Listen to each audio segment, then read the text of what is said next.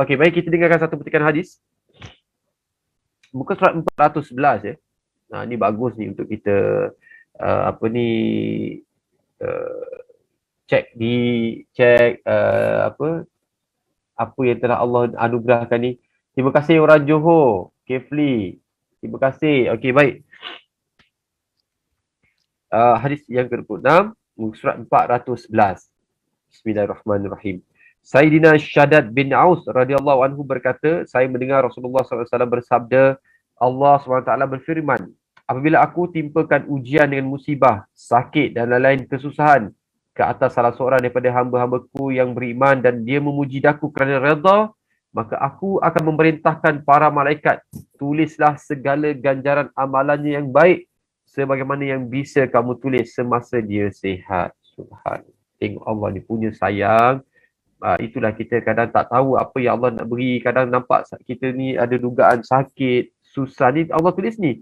Dengan musibah ujian yang dia ditimpakan dengan musibah, sakit dan lain-lain kesusahan. Makan susah, tak ada susu anak, makan minum pun susah, nak cari kerja pun tak ada. Tapi dia sabar, kan? Dia cakap ke Allah, ya Allah aku redha, ya Allah janji kau sayang aku. Kan? Ada ujian di perhubungan, dia redha. Jadi Allah Taala bagi perintah kepada semua malaikat, tuliskan segala-gala dia pahala sebagaimana dia pernah dituliskan. Dia macam dapat bonus lah, dapat pengumuman bonus daripada Allah SWT. Ya Allah Tuanku, yang bahawasanya kita tahu akhirnya bila kita tak ada kat dunia ni, itulah dia. Pahala lah yang akan kita perlukan, yang kita perlukan. Baik, insyaAllah. Dan semalam sebenarnya, habis saja live, saya dikejutkan dengan satu perkabaran berita seorang sahabat saya di Sabah. Panggil consider kalau pangkat kakak lah. Dia adalah salah seorang manager di salah sebuah syarikat kereta kenderaan nasional di Malaysia. Telah meninggal dunia kerana COVID. Saya sangat terkejut sebab kami adalah berkomunikasi tapi tak lama sebab dah lama saya tinggalkan dunia kenderaan otomotif ni.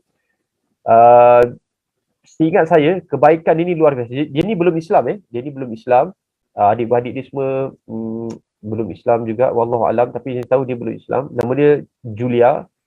Sangat baik, sangat memuliakan orang.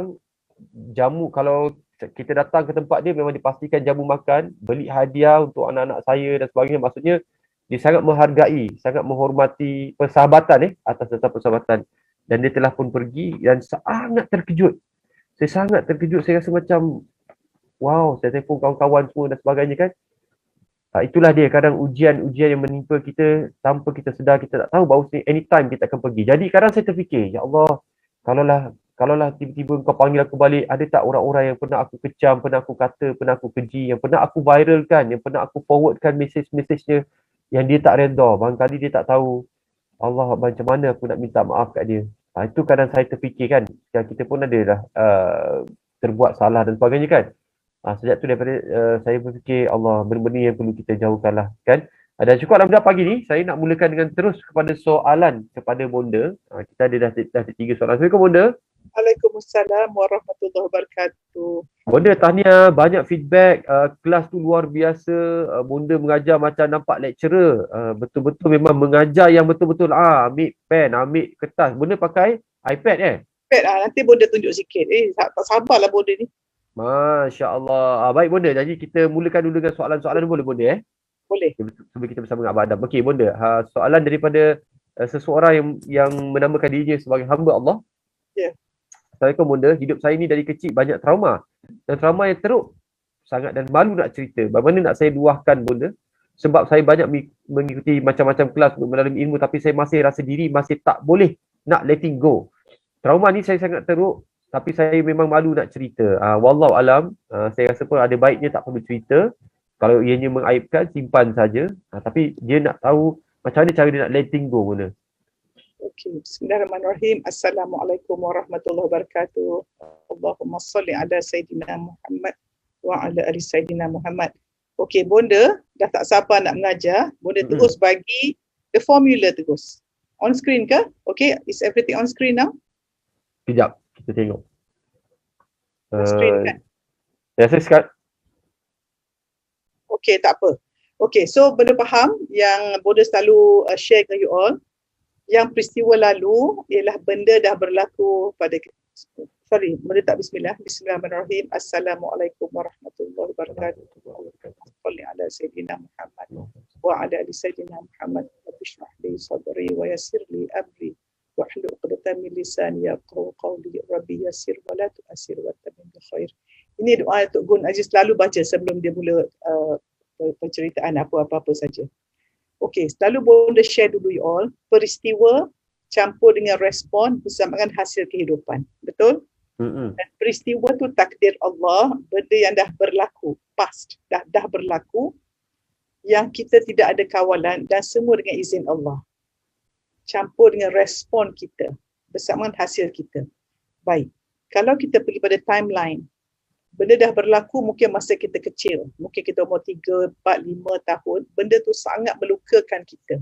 So benda tu berlaku at that time dan respon kita dengan ilmu yang kita ada at that time dan itulah hasil kita.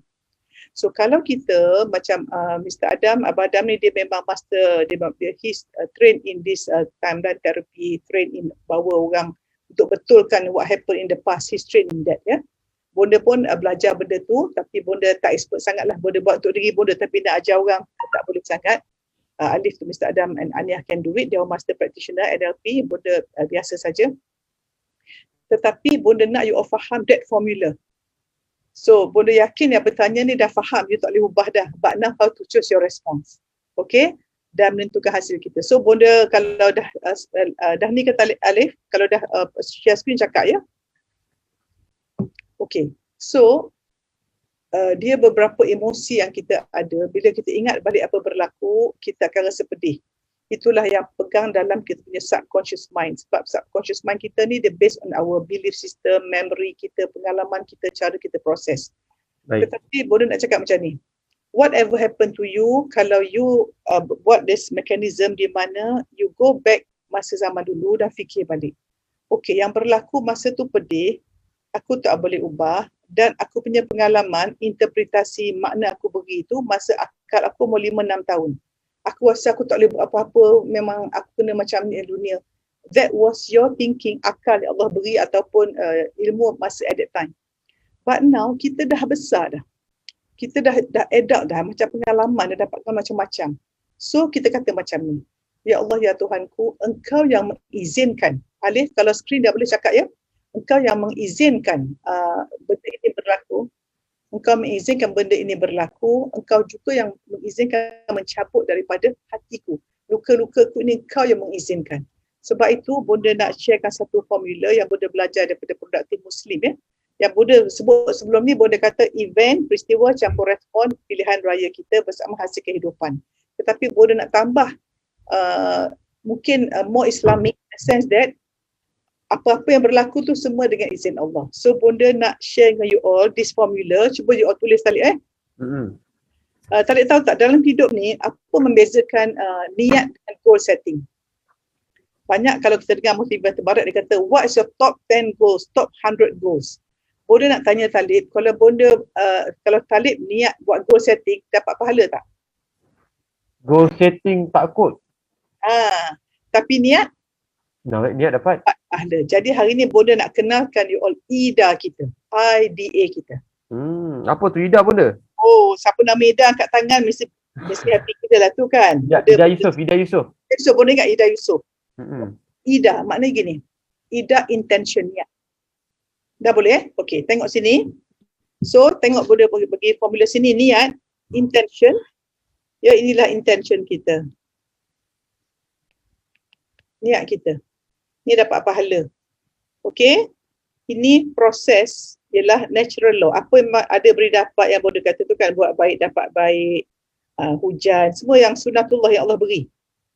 Okey? Sunatullah lah ni Bonda. Macam ni lah kita buat baik dapat baik, kita ada hujan, ada matahari, undang-undang gravity, undang-undang vibrasi, undang-undang apa yang macam kenapa air, kenapa ais, kenapa gas, because of the molecule ada vibration. Kalau low vibration solid, higher vibration liquid. Faster kinetic energy jadi gas. Itu dia panggil sains yang sains boleh kaji. Sains boleh kaji natural law ini. Benda yang nampak fizikal. Itu setengah orang dia beri left brain Tak nampak tak percaya, tak nampak tak percaya sebab dia tidak faham yang di spot yang niat yang dengan Allah ni.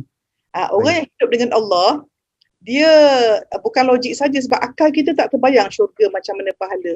Tapi orang yang hidup dengan diri di ego, aku tak nampak, aku tak percaya. Yang aku tak belajar, salah. Yang aku belajar, betul. Yang orang lain ajar, salah. Ini orang yang logik. Kecil otak dia bukan besar biji sawi je. Okay, baik. Okay, these are the people yang small-minded people who make people feel small. And then, boleh bagi metafora, Talib. Katakanlah, kita bayangkan ada dua orang budak nakal ni. Dia nak perhatian, okay? Kawan-kawan dia lain mungkin handsome, lawa, kaya, anak orang kaya. Dia orang ni miskin, tak ada apa-apa, nak perhatian. Tolong tengok aku. Dia pun, okay, jom. Kita buat sesuatu yang menyebabkan orang dapat perhatian. Macam cerita Mawi kan, dia pergi azan, pukul 10 pagi semua orang datang. Waktu sembahyang tak ada orang datang. So bila dia azan, waktu pukul 10 orang datang, dia kata, engkau ni gila. So dia pula kata, yang azan kata, engkau yang gila. Bila azan tak datang masjid, engkau lagi gila. Kan tak kena zah orang tu. Okay. So bayangkan budak dua orang ni yang nakal cari perhatian. Okay. Macam mana nak seorang kampung cari kita? Baik. So kita baling batu. Baik, baling batu pecahkan tingkap. Jom kita pecahkan tingkap rumah yang rumah kecil. Bukan ketua pun. Dia pergi pecahkan rumah kawan dia. Pecah. Kawan dia bising-bising, tak ada orang datang. Tiba-tiba jom kita cari istana. Kita pecahkan batu tu di mana orang semua sayang istana tu. Orang semua nak masuk istana. Orang semua nak berada dengan istana. Kita pecahkan. Apa lagi perhatian dapat.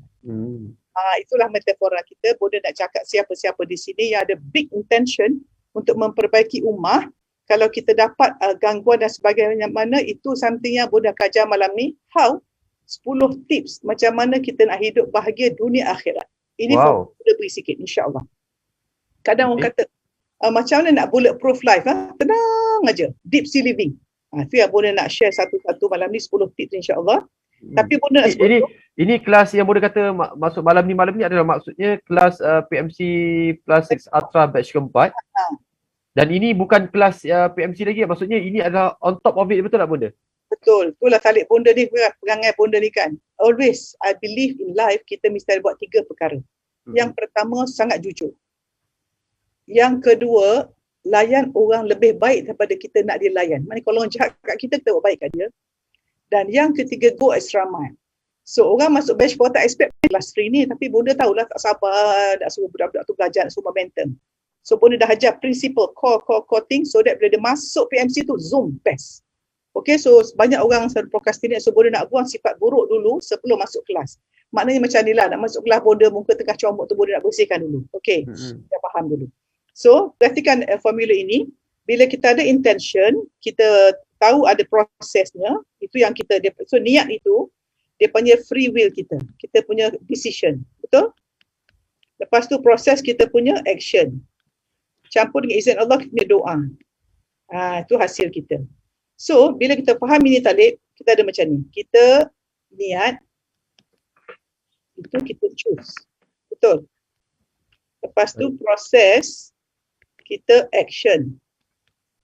Ni bergantung kepada sunatullah lah, strategi, marketing semua dan sebagainya. Kemudian yang orang selalu lupa, izin Allah tu. Doa tu. Doa. Ini Talib, macam Bonda kata, ada benda yang within your control, ada benda yang outside your control, betul tak? So within your control, inilah you boleh buat ni, you cuba, you niat baik, you buat baik. Tapi outside your control is circle of concern. Orang nak pukul kita ke, hujan ke, kita tanam pokok tak jadi, that is your doa. So doa means cannot control. So ingat, kita dalam hidup tak ada boleh control pun. Kalau kita buat macam baik pun, orang tak baik itu Allah. So kita perlukan Allah punya kuasa. So kalau formula ini, maka hasil ni pula, okey, ni penting Ona. Hasil ni Bonda kata 7S tadi. Hasil ni magic orang mukmin. Kalau bagus dia, syukur. Betul tak? Kalau tak bagus dia, sabar. Kalau teruk kena, dia redha. Kalau dia nak banyak dapat sikit, dia qanaah. Ini yang dalam petangan Bonda begitu. Bagi batch 4, dia dapat free class. Qanaah, berasa cukup. Dia berasa cukup. Dia ada zuhud ni 9 langkah ketenangan yang kita bagi free tu kan. Bonda memang Sebab tu Bonda rasa sebelum orang belajar, mesti laku bersih jiwa dulu. Because ilmu hanya datang pada jiwa bersih. Selagi kita ada penyakit hati sombong, tak boleh. So nampak formula ni Talib? Baik. So apa kaedah kita? Intention, doa, action.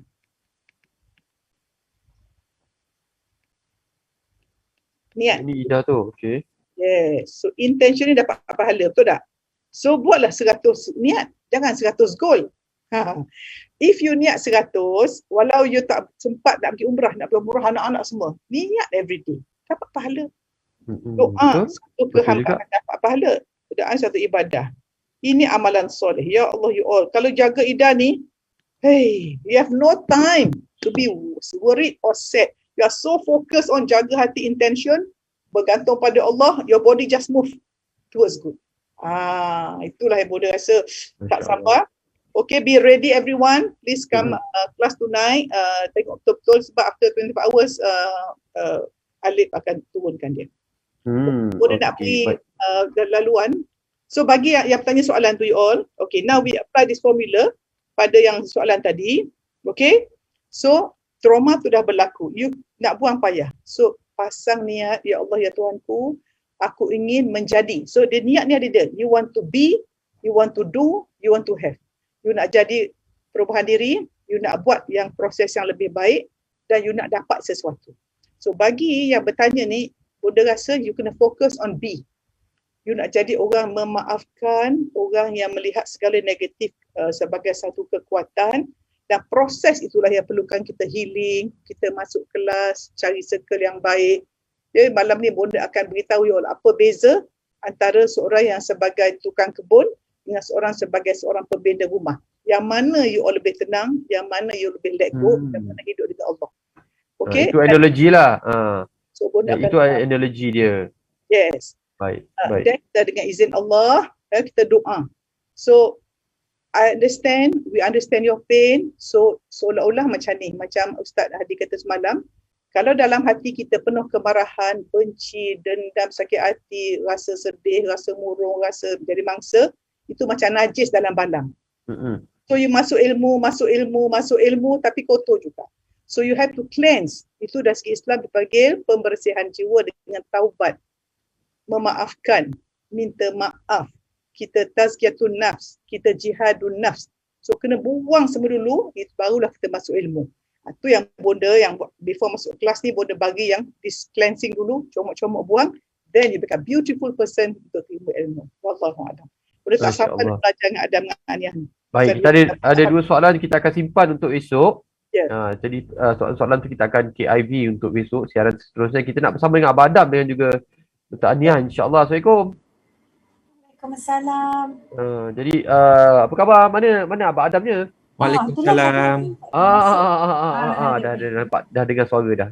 Ini dia gandengan mantap hari ini. Kita akan berkongsi persoalan perhubungan kewangan perhubungan, mana satu kali ini antara benda yang kita selalu bicarakan ataupun menjadi satu stigma dalam masyarakat ataupun dalam kehidupan saya sendiri, ya, dalam erti kata antara nak menjaga perhubungan, kita perlu bermodalkan kewangan. Biasanya kita selalu dengar, tengok cerita-cerita drama-drama ni, kalau anak yang macam contoh P. Ramlee kan, anak ni kaya, yang ini ada harta, yang ini akan disayang lebih. Kalau yang mana ini cerita memang kita biasa pun kita kena cakap mak sayang dia lebih sebab apa? Akak tu ialah mentang-mentang lah dia ada banyak duit. Contoh abang tu mak sayang lebih sikit sebab abang tu sayang banyak bagi mak duit. Macam tu lah.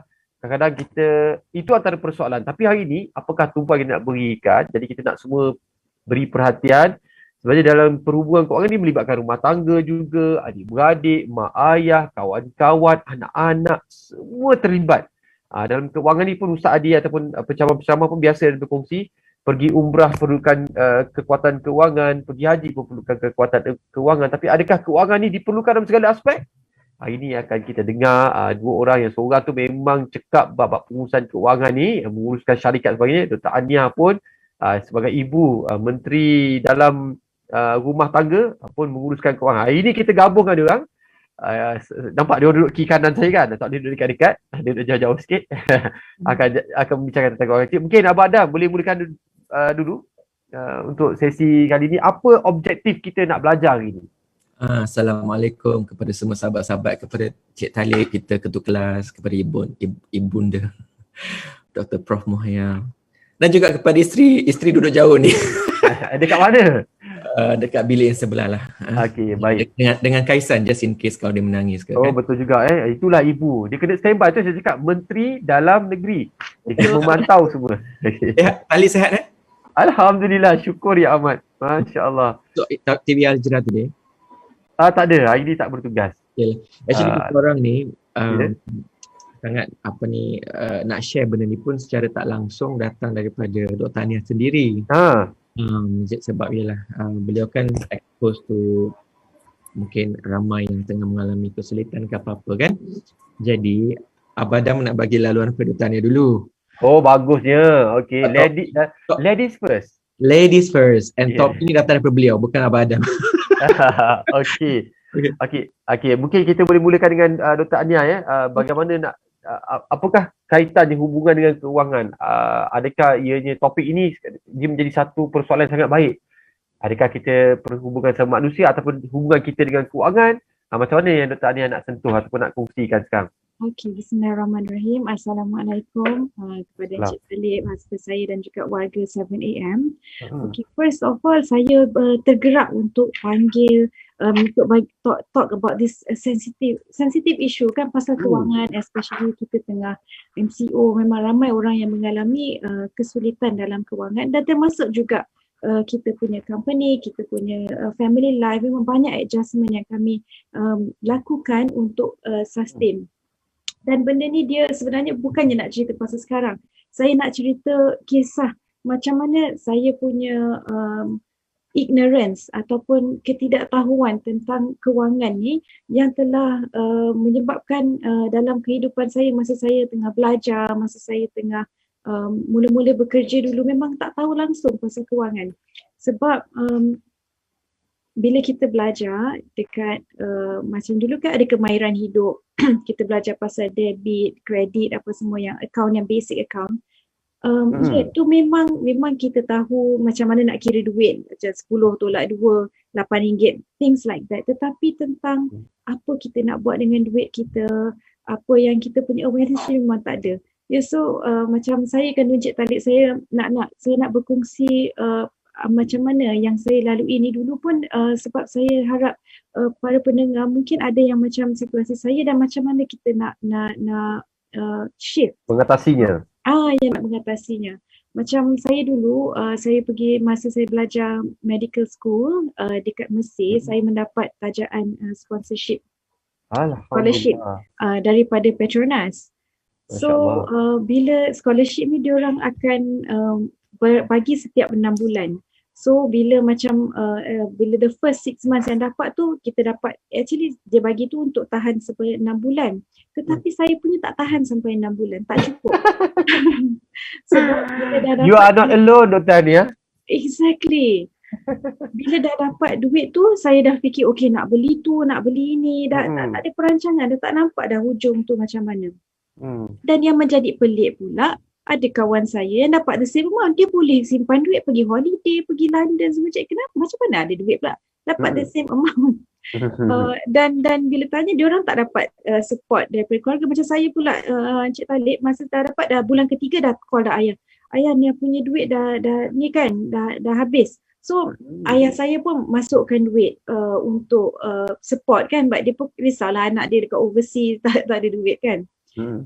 So waktu tu, okay, saya pun fikir tak apalah, ini masa kita belajar, biasalah student kan, mestilah orang bantuan. Sedangkan yang amount yang Petronas bagi tu, diorang dah buat dah calculation supaya untuk cost of living tu insyaAllah cukup untuk seorang medical student belajar kan. Lepas tu bila balik sebagai houseman, bila dapat gaji, same thing. Bulan-bulan, hujung bulan habis. And pernah ada satu ketika masa tu raya tau. Saya pun ada buat credit card and hutang credit card pula kan. Waktu tu dah macam alamak, macam mana nak minta dengan mak, malu juga kan, kita dah kerja. Tapi again lah minta juga, mak ni punya credit card ni macam tu overdue sebenarnya, tak ada duit lagi, gaji masuk lambat lagi kan. So masuk minta lagi duit. Tapi dalam pada itu, especially bila ada satu bulan tu saya punya credit card tak bayar lagi, saya memang ada rasa takut tau. Membuatkan saya terfikir, sampai bila saya nak minta bantuan daripada parents kita kan. And saya rasa macam sebagai ibu bapa tu, they have done enough already. Dalam masa yang sama, saya tak tahu pun macam mana nak file tax. Memang saya saya tak file, tapi ni tax saya yang tu semua saya dah bayar ya. So bila saya berkahwin dengan Abang Adam, dia tanya saya, the first thing dia tanya, okay, how much do you earn sebagai doktor kerajaan? And saya tak tahu. Saya tahu roughly lah figure berapa, roughly lah. Tapi how much, KWSP masuk berapa, semua memang saya tak tahu. So first step, Abang Adam cakap saya, you kena tengok you punya slip gaji setiap bulan. Sebab ini sebab ialah macam kita kan, kita sayang seseorang, mesti kita nak tengok dia hari-hari, betul tak? Tapi bila duit, kita macam dah masuk kot, tengok tapi tak tengok, kita tak teliti, kita tak tahu berapa yang tidak masuk. menghayatilah slip gaji tu. Tak menghayati. So macam mana kita nak ada hubungan yang baik dengan kewangan? So first thing he said, you kena aware berapa gaji you dapat, berapa you spend. So saya ingat lagi the first exercise yang Abang Adam bagi untuk saya adalah untuk be aware berapa you spend, apa semua tu. And then dia tanya saya, dalam you punya wallet ada berapa? Saya lebih kurang macam ni. So daripada he ask me, pernah tak you punya duit kosong terus? I cakap ada, kerana I tak sempat nak withdraw, tak apa, ada ATM nanti I withdraw je cepat juga. So he said tak boleh, dalam dia adalah dia punya ni kan, dalam kita punya wallet pun mesti ada a certain amount, jangan sampai macam kosong terus. So little things like that yang membuatkan saya realise that ya Allah, sebenarnya saya takkan berubah kalau saya tak ambil all these tiny steps untuk menjaga hubungan saya dengan kewangan. Dan yang paling saya ingat adalah ceritanya masa, sebab kami honeymoon dekat Mekah kan. So bila kita pergi Mekah tu, kita akan tukar duit semua kan. So saya tak tukar duit siap-siap. Saya fikir saya nak withdraw dekat Mekah nanti. Tak senang. Tak tengok ke changing rate berapa? Itulah tak tahu. Saya ingatkan macam dekat ni. Sebab yalah saya tahu dan sebab kita tak ada the awareness untuk ni, ataupun tak tahulah bila saya dah pergi NLP, adakah saya macam takut nak venture into this topic of kewangan. Dan to be honest, memang ada rasa ketakutan. That's why I prefer not to know. That's why I prefer okay, tak payah tengoklah, insyaAllah just sebenarnya bila saya nak buat bajet, saya takut. Saya takut nanti saya tak ada duit untuk nak spend, tahu. Tapi bila tak buat tu lah jadi tak control, dia boleh jadi out of control. Dan juga bila okay, yang pasal saya punya, saya tak tukar duit, saya fikir nak tukar, nak withdraw duit tulis dekat Mekah kan. So bila Abah Adam tengok macam you tahu tak berapa rate semua. So he taught me tu, the first financial lesson dia ajar saya. Kalau rate dekat Malaysia berapa, rate dekat kita tukar dengan bank tu berapa. So waktu tu he taught me, so kita kira maknanya dengan amount yang saya nak tukar, kalau saya tukar kat Malaysia dengan kalau saya tukar dekat Mekah, berapa saya akan rugi bila tukar dekat Mekah tu sebanyak RM50. So and then he said, okay, apa you nak buat? Kalau you save this RM50, macam-macam orang kita boleh tolong. Kita boleh bagi sedekah, kita boleh belikan makanan untuk orang-orang susah dekat Mekah tu. Then I realise, actually betul. Sebenarnya bila kita nak menjimat ni, sebab kita nak fikir bagaimana kita boleh bantu orang lain. And indeed, Alhamdulillah, semoga benda ni istiqamah.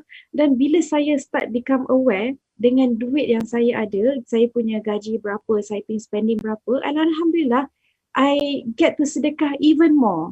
And I take action, Alhamdulillah, so I take deliberate action untuk bersedekah, termasuk macam kita dah prepare duit kecil-kecil kan, letak dalam envelope, tak payah tunggu raya. Benda tu nampak orang dekat tepi jalan ke apa semua tu, yang mana nampak memerlukan, kita boleh bagi sedekah, tak payah tunggu masa raya untuk nak bagi ampau duit raya tu kan.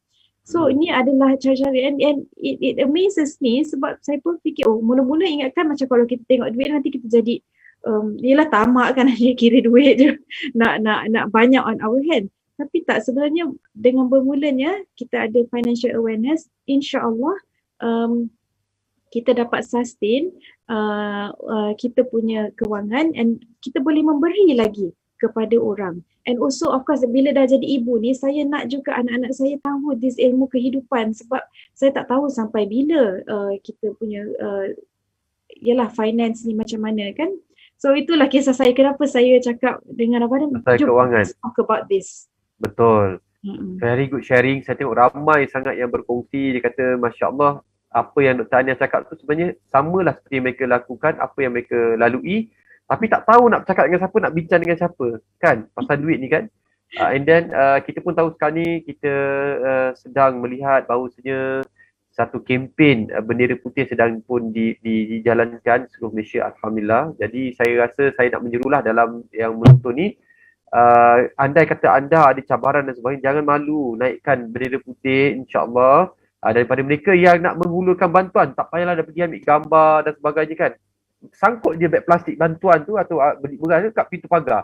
Letak dia kotak-kotak bantuan tu, tinggalkan je dekat depan rumah dan sebagainya kan. Jaga air muka orang yang mungkin dia pun malu, dia pun nak pergi ambil pun segan, tinggalkan saja. Wallahualam, kadang kita pun tak tahu, barangkali dalam rumah mereka ada yang uzur, ada yang anak-anak kecil dan sebagainya. Dan jadi saya nak tanya tentang Abang Adam. Jadi berkaitan dengan set pemikiran lah. Wallahualam, tak tahu macam mana Abang Adam punya set pemikiran. Kalau dulu Abang Adam, saya percaya bahawasanya ialah kita orang yang macam ni, tidak berpeluang untuk menikmati kehidupan yang mewah ataupun biasa seperti orang lain. Nak duit pun kadang kita kena usaha sendiri, petik kopi, kumpul duit, ambil upah itu, ambil upah ini untuk ada bantuan keuangan lah. Jadi kalau kita tak ada duit, kita tak tahu tak cakap dengan siapa. Jadi kita rasa filtering system kita, duit susah nak dapat.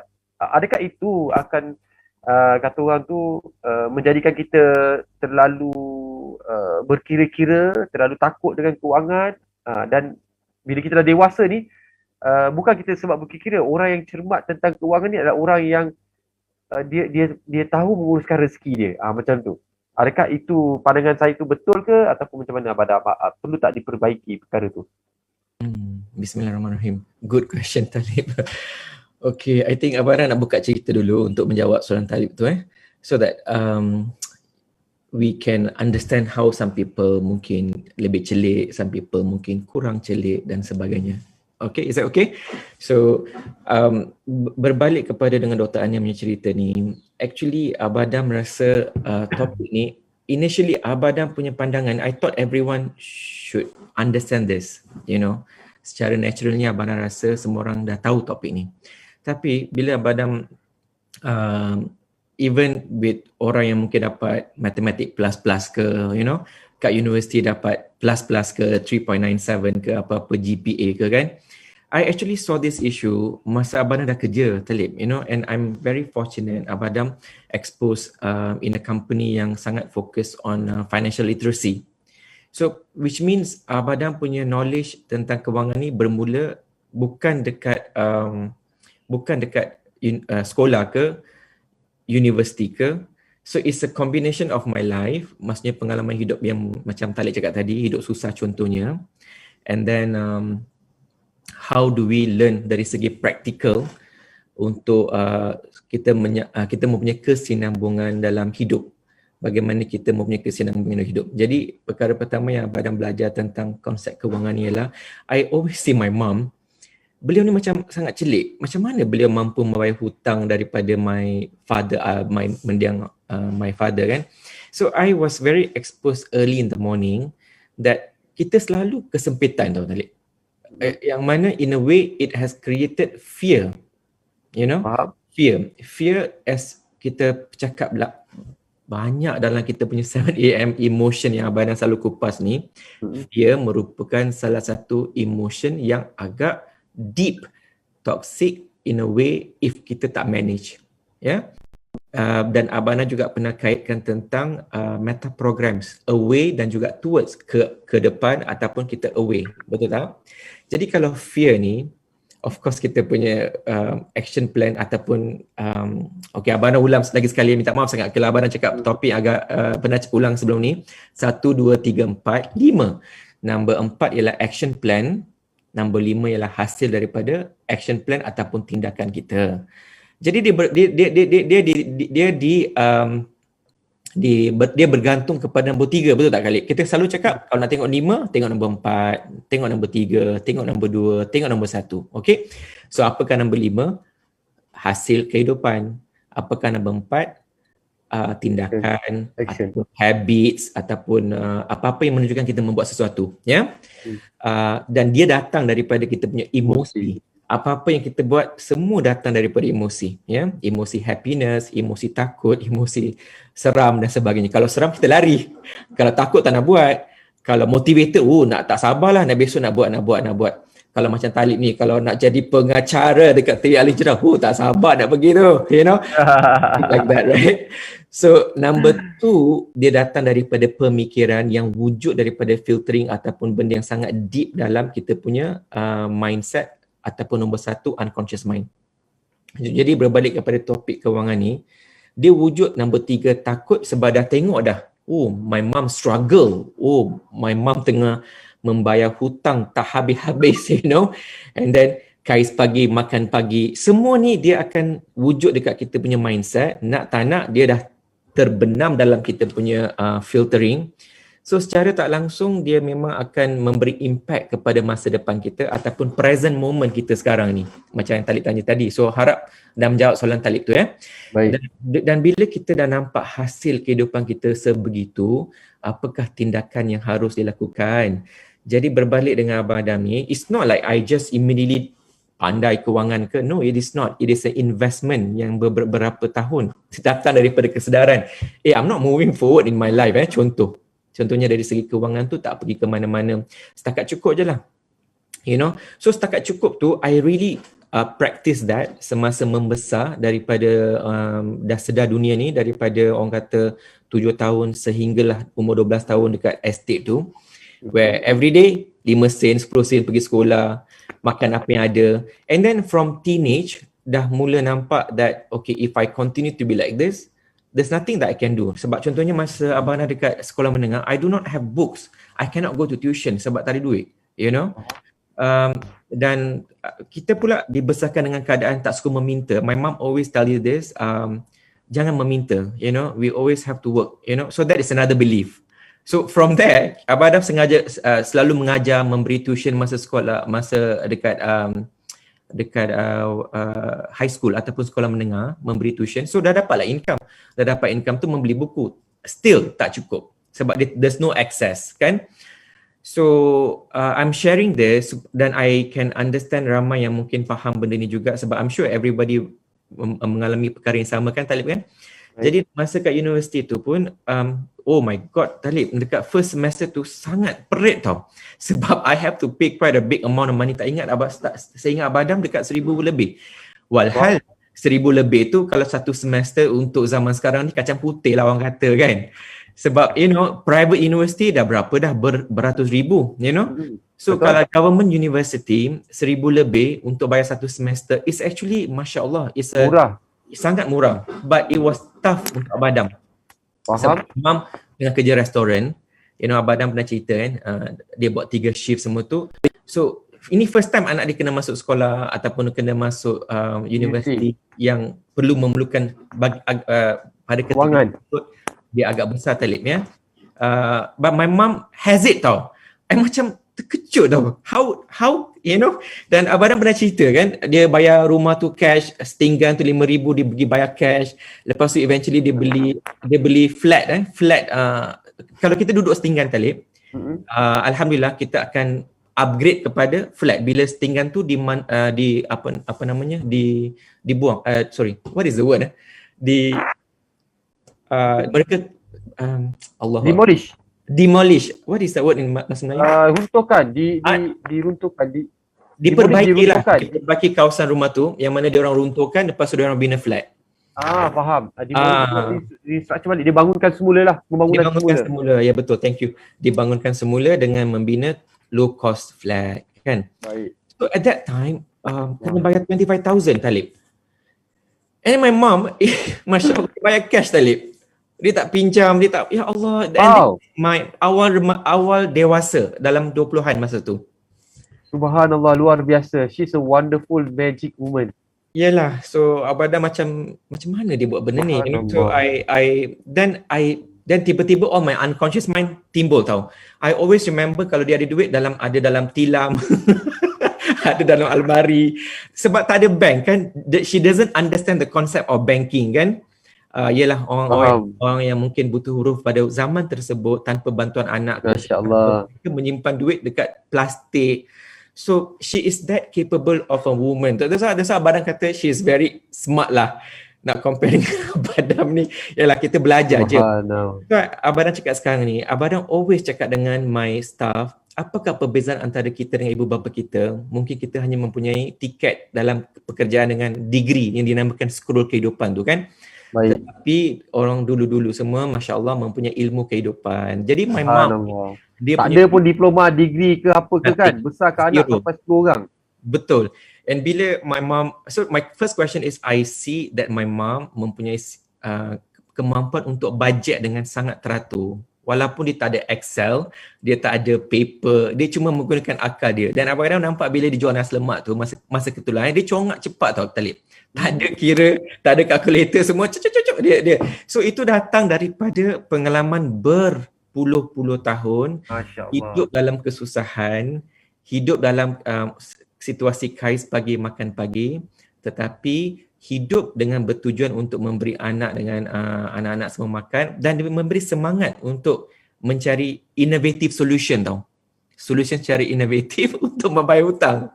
So itulah cara Abang Adam dapat satu belief that hey, you know what, if my mom come from that environment and she can pay the rumah setinggal 5,000, rumah flat 25,000, takkan aku tak boleh. I am supposed to be better than her sebab saya pergi sekolah Talib kan. Saya pergi sekolah, saya tahu ABC. Masa tu matematik tak pandai Talib. Saya macam matematik gerun.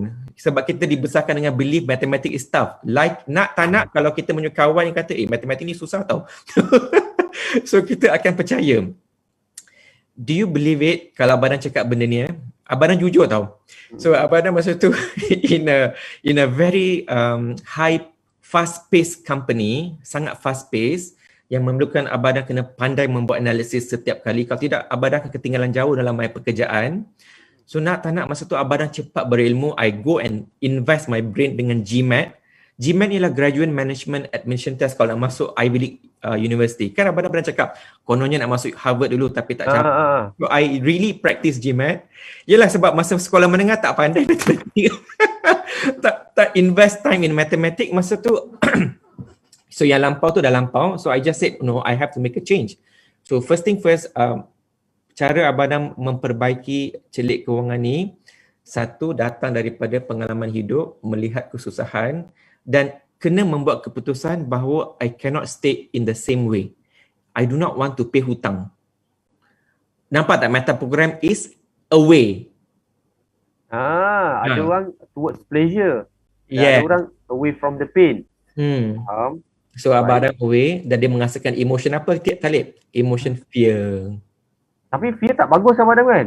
That's right. That's why Abang macam mana from the fear tu, macam mana dari fear pasal kewangan tak cukup supaya you converted to something very positive yang sangat bagus dan berimpact yang sangat bagus pada kehidupan. How you turn that? Okay, so fear, I think Abang pernah cerita hari tu, is either dia membawa kita ke depan atau membawa kita kat belakang. Kalau dia membawa kita ke depan, ini Abang nampak lepas NLP training tu, actually fear can help me to, away. Tetapi bila Abang dah away, dia punya result tak cepat. You know? So at that time, okay, so ini cakap pasal hustling hustling 20 to 30 years old in a corporate life. Dengan setiap kali dapat income ataupun salary, fikir tentang how to save. Abang nampak the saving can only bring me to certain extent. Ada saving, Alhamdulillah, dengan ada ilmu yang Abang belajar tentang bagaimana nak membuat Excel dan sebagainya. So I was so competent in that, very competently. Maksudnya Abang tak payah fikir pun now. It just automatically, you know, which is mean number level lah, unconscious competent. Kita pernah cakap kan 1, 2, 3, 4. tak tahu apa benda kita tak tahu, blur. Step 1. Nombor 2 ialah kita dah sedar apa yang kita tak tahu, ya, conscious incompetent. Nombor 3, kita dah mula berusaha dengan sedar, iaitu conscious competent. Kita nak ialah keempat, unconscious competence. So financial understanding was good, tetapi fear dengan away tu dia tak membantu langsung. Sehinggalah bila abang dapat NLP, I have start thinking big about how to move forward. Untuk menggunakan ilmu yang dah ada tu to be financially independent, insyaAllah. You know, so my thinking is every salary yang abang dapat, I can pay my house, I can pay my car without worrying. So I can always pay faster. Contohnya dalam 30-an tu, bila dah dapat tu, immediately I decide I need to pay off abang Adam punya condominium masa tu dengan cash. Wow. I want to pay off. Abang Adam literally fikir cari jalan bagaimana nak selesaikan. Tengok EPF lah, tengok monthly kewangan berapa, monthly savings berapa, apakah budget yang abang Adam guna, dan Alhamdulillah dalam 2 tahun abang Adam dah bayar terus. Masya Allah. So in a way, before reach 36, 37, abang Adam dah financially independent. In debts lah. Kita belajar accounting kan masa apa nama form 5 semua tu, tapi abang tak belajar accounting. I do not know what is asset, I do not know what is liability. Tak tahu, you know, sebab it is not something that abang belajar tau. And even kat universiti pun abang hafal exam tapi lupa terus, tak tahu, tak faham nak mengaplikasikan, you know. Jadi satu perkara yang abang nampak kat sini, abang nampak walaupun kita ni berpendidikan, Alhamdulillah zaman sekarang I think most of us kita mempunyai degree dalam apa-apa bidang pun, Alhamdulillah kebanyakan I think literacy level in Malaysia has changed so much. Tahniah kepada semua sahabat-sahabat kita juga yang mendengar ni, yang mana kita mempunyai pendidikan, tetapi ilmu kewangan abang secara jujur nampak belum ada pendidikan dari sekolah. So yang lelaki tu yang tak ada pengalaman hidup lah Talib kan. Jadi abang Adam cakap ni, sebab kita nak dapatkan impact secara cepat, kita kena berusaha dulu, you know, dengan change our mindset, change our emotion kan. So first thing first, apa yang abang nampak sekarang ni daripada pengalaman Dr. Ania dan juga banyak sahabat-sahabat dekat syarikat yang multinational dan sebagainya ni pun, Masya Allah masih lagi hutang yang berlambak-lambak, you know, sebab itu melibatkan nafsu ya, kewangan ni, you know. Well, the more the income goes up, the more you spend kan, and eventually you go into debt ataupun hutang, you know. Dan abang pernah dengar seorang strategi, apa nama dia? Abang tulis sama just now. Oh my god, I don't know whether I keep it. So he said, ilmu pengetahuan kewangan lagi penting daripada duit itu sendiri. He's a strategy. Abang cannot remember, insyaAllah nanti abang cari lagi Allahu Akbar, tiba-tiba tak ingat dah. So dia mengatakan, Masya Allah, dia sangat powerful dia kata ilmu kewangan tu lebih penting daripada duit itu sendiri. Kenapa? Sebab ialah, as I just shared, kalau hidup kita semakin berubah ke arah kebaikan, Alhamdulillah. Tetapi kalau kita tidak mempunyai ilmu kewangan tersebut, dia akan menjatuhkan kita juga secara tak langsung tanpa kita sedar. Sesuatu ilmu sedaran tentang ilmu financial kena ada, dan the impact yang kita kena tahu daripada ilmu financial ataupun ilmu kewangan ni haruslah secara positif untuk menjana action plan ataupun result yang positif. Dan banyak kita kena re-edit balik apa yang ada dekat 1 dengan 2 tu, sebab dia datang daripada pengalaman masa lampau ya. Itu sejarah hidup kita dengan keadaan susah, kewangan ni untuk orang kaya, saya ni tak mampu kaya yalah sebab tak pandai. This something semua kena tukar dari segi very deeply in our unconscious level.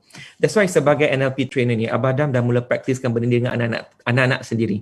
You know, 0 to 7 kita tahu mereka tidak mempunyai ilmu logik, tak akan faham pun tentang kewangan. Jadi kita kena buat secara kreatifnya supaya the right brain or the unconscious mind can absorb, ya. Dia dapat menerima, which is kat mana Talib? 1 dan 2, ya. Bila abang cakap 1, 2, 3, 4, 5 ialah bagaimana mempunyai pemikiran sehinggalah sampai hasil dia. Ya. Jadi sekarang kita orang punya jihad sebagai parenting ni ingin mencelikkan anak-anak supaya mereka menjadi orang yang sedar diri tentang kewangan. Sebab so how we do it? Abang tak ajar tau macam mana ni.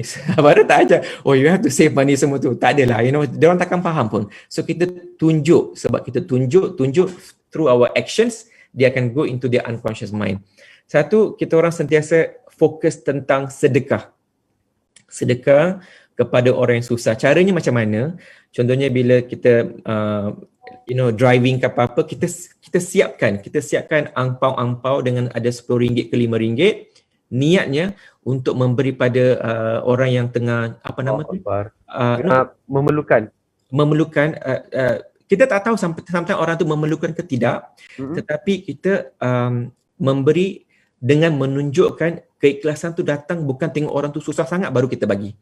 Bila contohnya macam I give you example, I always say, Yasmin, do you see the auntie dia tengah peluk, tengah panas macam tu?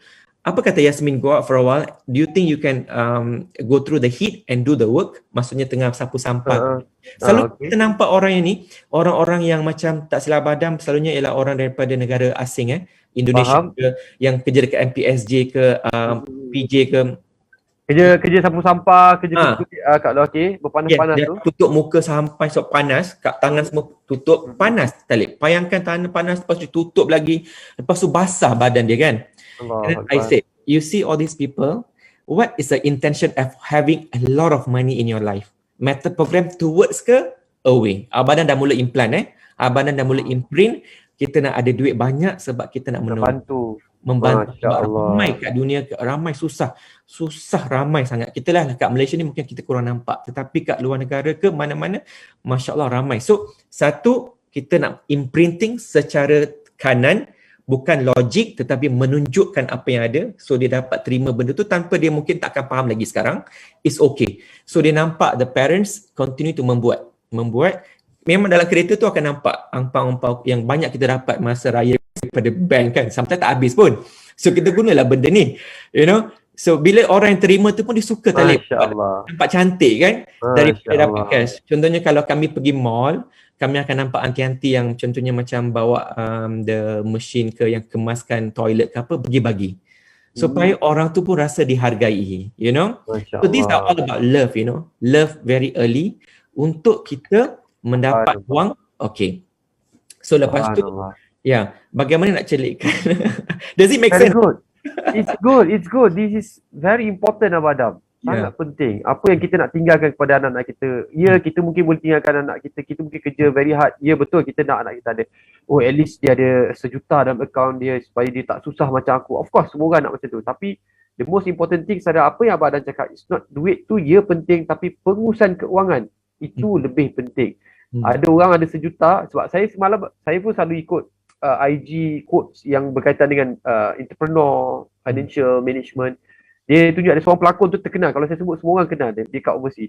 Dia ni ada duit memang banyak, tapi dalam beberapa tahun dia habiskan dan dia broke. Jatuh miskin, dah lepas tu dah berumur, tak popular, tak ada orang nak ambil dia berlakon. Lepas tu dia banding dengan seorang pekerja kerani, dia belajar tentang compounding kan. Dia simpan, dia habis je kerja, dia dah ada 9 juta dalam akaun dia. Kerani. Subhanallah. Masya Allah. Jadi itu dibandingkan. Sebab apa? Ilmu pengurusan. Betul. Itulah dia Abadam. Masya Allah. Very good sharing. And I think Abadam juga ingin menjawab apa yang Talib tanya tadi tentang fear tu kan. Sebab ini yang Abadam belajar dari segi Islam. Sebab kalau macam yang Talib mungkin kenal Abadam dulu, I work sebab Abadam dapat NLP knowledge 36 tahun So 20 hingga 36 tahun, yes, I work through here, hustle, ada result, Alhamdulillah, Allah tolong.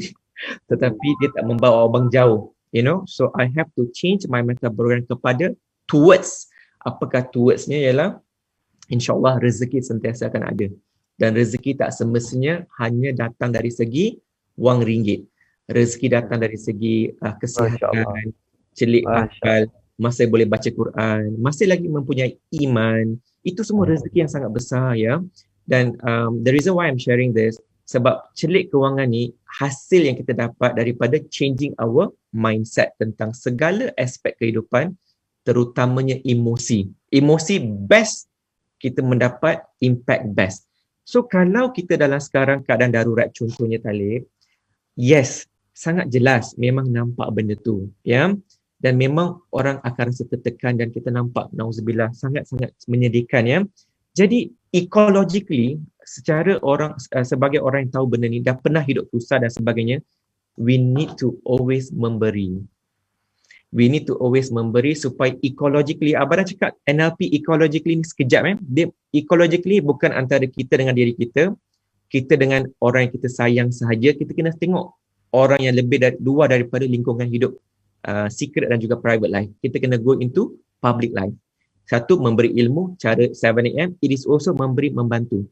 Dan if I may add, kewangan ni, it is not just RM tau. Dia juga memerlukan bajet, bukan setakat bajet untuk kewangan. Duit yang kita dapat tu kita nak bajet untuk akal juga. Macam Abang Adam sekarang ni, Abang Adam pernah cakap begini, daripada dulu sampai sekarang, whatever money yang Abang dapat, selepas selesaikan bil-bil yang basic, contohnya macam utility, contohnya macam credit card dan sebagainya, I choose to invest about 10 to 15% in my brain. You know, I'm telling you this sebab Abang tengah buka aib sendiri, in a way, sharing all my challenges in the past.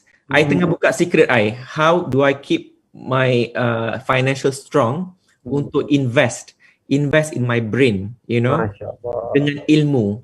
So remember, budget tu ialah perkara pertama ataupun perkara how ataupun bagaimana untuk kita nak celik kewangan ialah budget. Apa itu budget? Berapakah duit yang masuk, berapa yang keluar. Kena sangat jelas.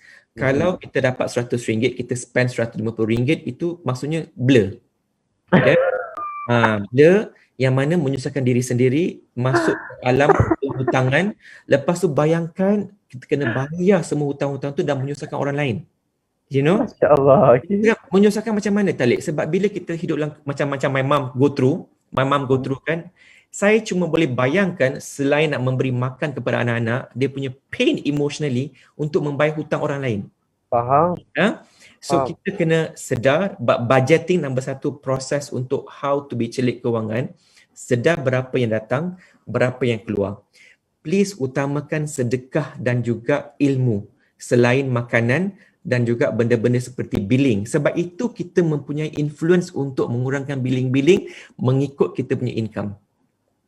Faham. Does it make sense? So budgeting ni, budgeting ataupun pengurusan kewangan untuk melihat in and out sangat penting, sangat penting.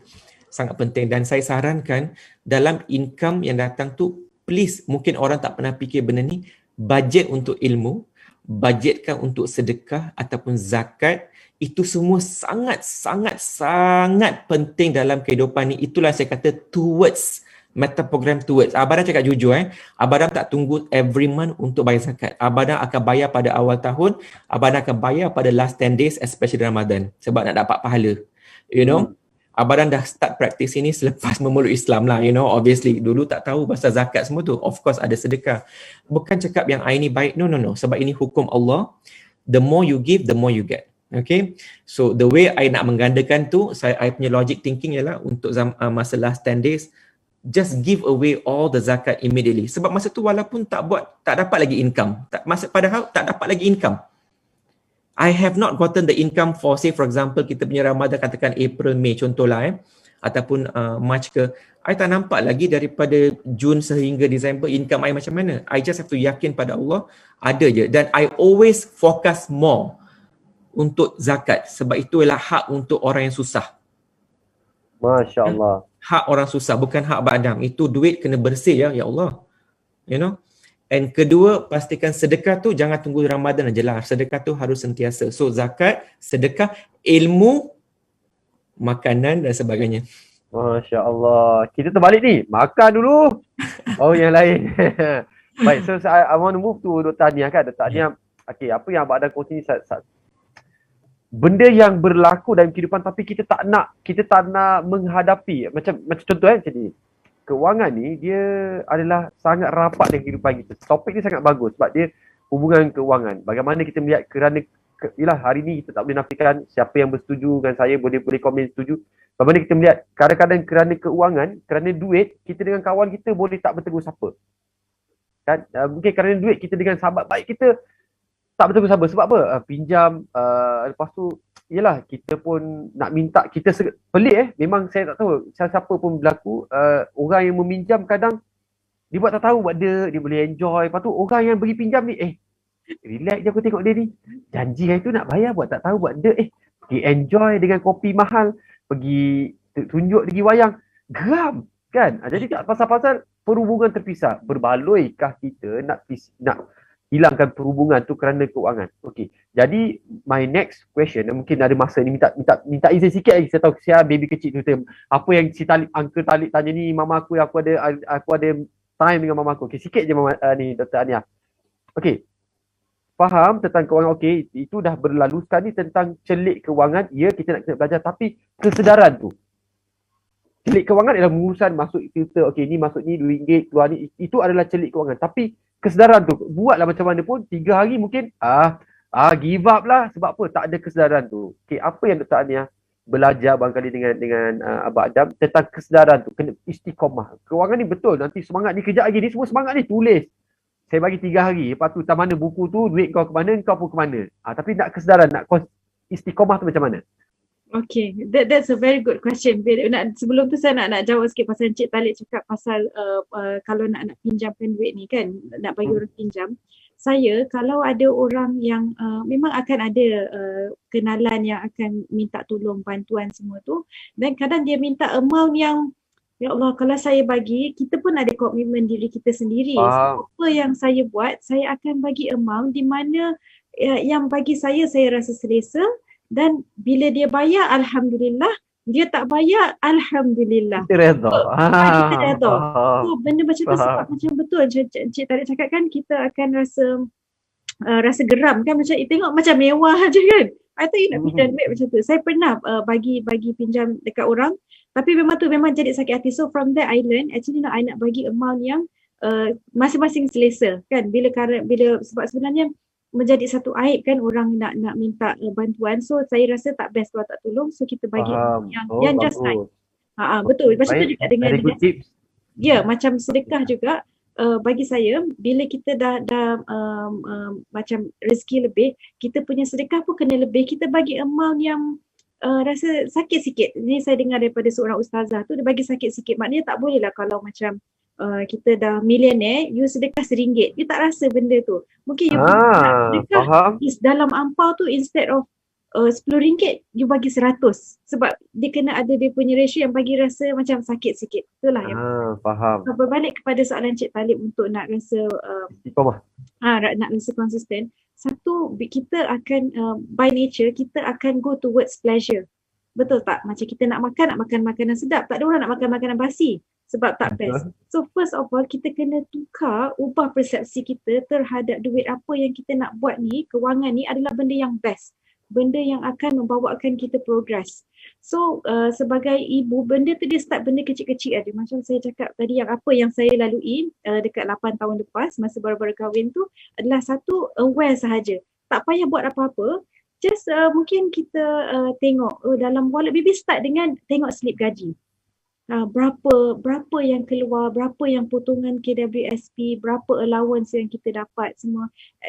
Itu macam masa saya rasa saya start dengan itu saja. Kita bukannya nak kata macam start dengan berapa nak sedekah amount yang besar, nak save berapa yang besar, sebab benda tu akan menyebabkan kita rasa macam ketat, jadi kita tak boleh nak konsisten.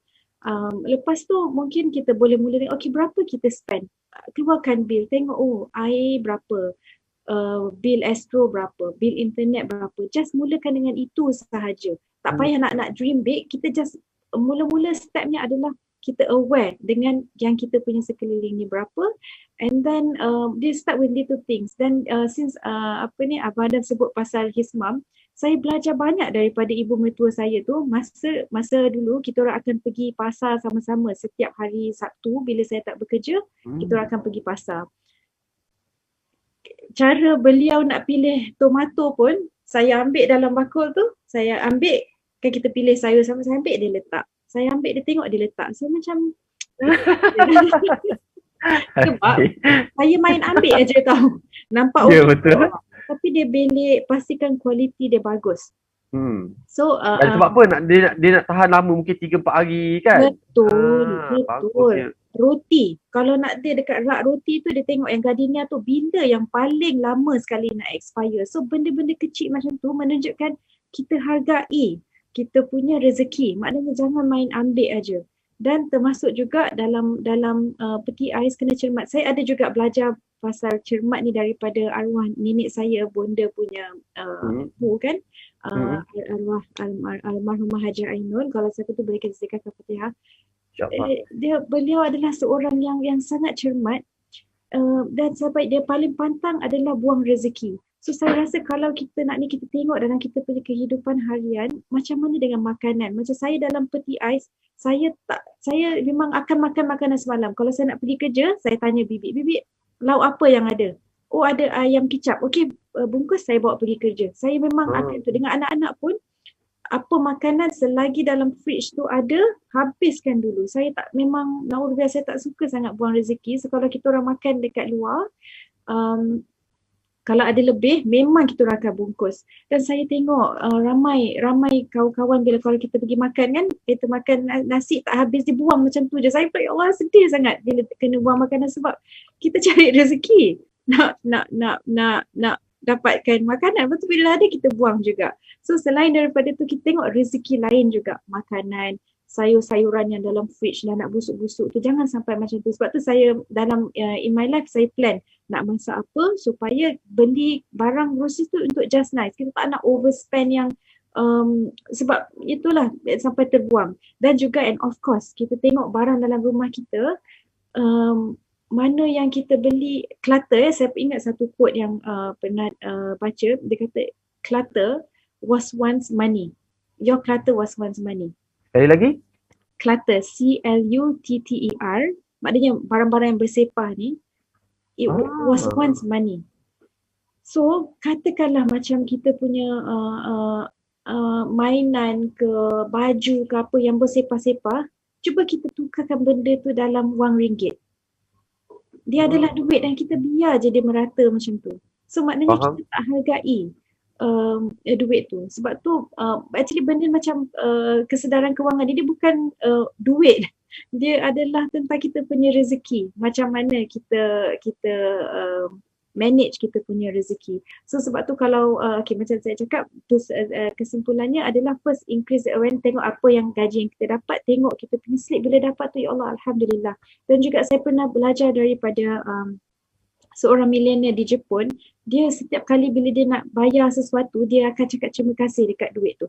Terima kasih. So, bila macam tu betul. And I also amalkan bila macam nak, kadang kita kena bayar tax ke kan, bila kita tengok balik ni cik kita rasa tak baik, kenapa aku nak bayar, tapi alhamdulillah I'm helping the country to grow. I'm helping now tengah nak vaksin, banyak wang yang kerajaan kena bayar untuk vaksin. So kita pun alhamdulillah, this one will go to the vaccine. Nak bayar healthcare worker ke, gaji-gaji staf kerajaan. So benda-benda macam tu, macam kita punya relationship dengan duit ni, kita kena sayang dia. And then kita jangan takut, kita rasa macam apa yang kita buat ni will lead to something good. So I think bila kita go towards pleasure, macam Abang Adam kata, meta program tu terhadap benda yang baik, insyaAllah kita sustain. Yang tak sustain ni bila kita, alamak, nanti tak ada duit. So katakanlah ada sekecil-kecil, bila contohnya biasa kita nak tengok berapa kita spend, memang akan ada fear sikit, tapi kita shift aja, just yakin insyaAllah it is for something better. Masya Allah, best betul sesi ni. Ramai cakap terima kasih Dr. Ania, terima kasih Abang Adam. Ilmu ni sangat mahal. Dia stay here, sustain. Maintain dia punya number of life ni. Sebab apa? Ilmu ni memang kita jarang bercakap di dalam 7am. Saya rasa this is the first time kita bercakap tentang keuangan kan. Jadi syukur alhamdulillah, saya rasa kena selalu cakap. Abang Adam duk cakap program Abang Adam dan sebagainya tu. Okay, celik kewangan tu of course lah, kita akan kena belajar yang isi Excel dan buat perancangan 10% untuk simpan, zakat, buat forecasting, buat sinking fund dan sebagainya. Itu adalah itu adalah terms-terms yang kita sangat prepare. Maksudnya yes, kita nak go through lautan ni, kita nak kena ada pelampung, ada ni, kita nak check semua ni, okay, fine. Okay, itu adalah perkara yang sunatullah. Saya nak tanya, my last question. What I can see adalah kesedaran, awareness tu, ilmu nak buat. Mungkin ada setengah orang tahu, macam barangkali saya pun tak malu untuk mengaku saya tahu benda ni, Tapi kesedaran tu kurang. Amalan tu kurang. Kat mana saya nak repair ni? Apa cara, apa kaedah dia? Kat mana saya boleh dapatkan ilmu-ilmu kesedaran ni? Okey, ilmu kesedaran. Masya Allah. Yelah, kita 7am ni ditubuhkan untuk lebih sedar diri kan. I cuma see that everything yang kita buat, dia go in tandem tau, Talib. Kita tak boleh dalam hidup ni, kita buat satu baik, satu lagi tak baik. Does it make sense? That's why Abah Adam selalu cakap, how you do one thing is how you do everything. Kalau kita baik dalam satu perkara, insya-Allah kita akan baik dalam semua perkara. Contohnya Abah Adam melihat proses kewangan ni, dia tak akan lari daripada kehidupan kita. Dunia membawa kita ke akhirat. So kalau kita kaya di dunia, kita kaya di akhirat. Kalau kaya di dunia untuk diri sendiri, kita pun tahulah macam mana, nauzubillah . Jadi contohnya cara kita melihat kewangan ni, dia harus seperti how kita love kita punya religion. So kalau kita love kita punya religion, kita nak berilmu, dan kita nak kita nak mendengar ustaz, kita nak dengar kursus-kursus tasawuf, tentang haji, tentang fiqh, sama juga kewangan ni pun kita kena celik. Maksudnya kita punya mindset tentang kewangan tu harus tukar, bahawa ia untuk kebaikan, dan jadikan satu amalan bukan untuk diri kita saja tetapi kepada semua orang. Jadi konsep ilmu ni sangat penting. Apa yang technical terms yang Encik Talib cakap tadi tu, kita kena belajar, sebab itulah ilmu hidup. Yang mempunyai predikat kena faham. Oh, predikat ni bukan hanya untuk menyenangkan, untuk kita memberi menyelesaikan bayaran, tetapi kena faham impact kalau kita lambat bayar, dia akan ada interest yang akan menyusahkan kita. Dan kalau interest tu berkumpul, compounding dari segi negatifnya pun tak bagus. Dan kita kena faham dari segi agama Islamnya, kita juga tak nak interest. Dia sebagai satu perkara yang tak memberi manfaat kepada yang mendapat interest, dan juga orang yang kena membayar interest. Jadi jauhkan daripada interest. Jauhkan daripada apa-apa yang melibatkan riba, melibatkan interest. Dari segi Islamnya, Abah Adam rasa memang itu yang apa yang Abah Adam amalkan selepas the moment Abah Adam masuk Islam. Setiap yang ada interest kena jauh-jauhkan. Kena syariah compliance lah, sebab kita nak bersih. Ya. Kedua, kita kena mempunyai niat positif. Kenapa kita nak berduit? Selain kita fikir tentang diri kita, kita kena fikir tentang orang lain. Ya. Satu lagi, Abah Adam always remember ni, Siti Khadijah, orang yang sangat celik kewangan, orang yang mempunyai kewangan yang tinggi. Dan Rasulullah SAW, orang yang faqanah, ialah orang yang sangat bijak menguruskan kewangan, orang yang bijak berniaga. Jadi semua ni dah jadi amalan Rasulullah SAW dan juga orang-orang dulu. Saidina Umar, orang yang mempunyai celik, Rahman, semua ni orang yang kaya-kaya. So, it helped me to want to progress. Sebab bila kita ada role model macam ni, Abah Adam ikut. Abah Adam dah cakap banyak kali kan, apa yang Abah Adam buat ni, selain mempunyai role model yang bagus, Abah Adam mempunyai dream big untuk jadi macam orang macam tu. Jadi apa-apa yang Abah Adam buat, I kena cari role model yang memang membuatkan Abah Adam progress ke depan. Jadi kewangan tu, kalau kita nak buat, dream big that you want to be really, really good in kewangan. Dream ni, dia murah tau, Talib. Dia tak mahal pun. Dia tak payah bayar untuk free. Dia free. Ya, so dream big. Dream big tu kat mana? 1 dan 2. Jadi bila kita dream big, kita punya emosi yang kita nak ke arah. Ya, dan bila kita mempunyai ilmu tentang kewangan, nak kita akan mempermudahkan hidup kita, Talib. Ya, kita akan tahu, oh yang ini bagus, ini tak bagus. Dan at the end of the day, kita nak dapat kontrol dalam kehidupan kita untuk pastikan kita tak menggunakan nafsu untuk membuat perkara yang tak baik. Dan kewangan ni boleh menjana kepada negatif ya. Yang banyak duit pun boleh pergi ke negatif, yang kurang duit pun boleh pergi negatif. Kita nak cari balance, ya. Contohnya, how do I control? Ini cuma share, minta maaf sangat sebab banyak share mengikut pengalaman hidup. Itu saja Abah Adam mampu buat. Sebab Abah Adam tak mampu nak cakap seperti pensyarah dekat universiti tentang kewangan, you know. So Abah Adam cakap mengenai pengalaman hidup. Kontrol ni sangat penting. No matter where we are in our life, no matter how much money we have, jangan ada excessive spending behavior. Ada orang akan kata, kenapa Abah Adam tak tukar baju asyik putih aja kan? Prof pun pernah sound dengan Abah Adam dulu kan. Kalau nak pergi kerja, ya Allah baju tak prof. So, I take the feedback and I improve. Kalau Talib masuk Abah Adam punya almari kan, Talib akan nampak beberapa helai je. Yang Abah Adam pakai. So kalau katakan Abah Adam beli something today, Abah Adam akan bagi yang lebih tu kepada adik-adik Abah Adam, abang-abang Abah Adam, mungkin pekerja Abah Adam, mungkin my anak-anak buah. So I rasa lega dalam hidup. Tak ada cluttering, you know. Masya Allah. Bagi. Kalau macam toys anak-anak semua tu kan, Abah Adam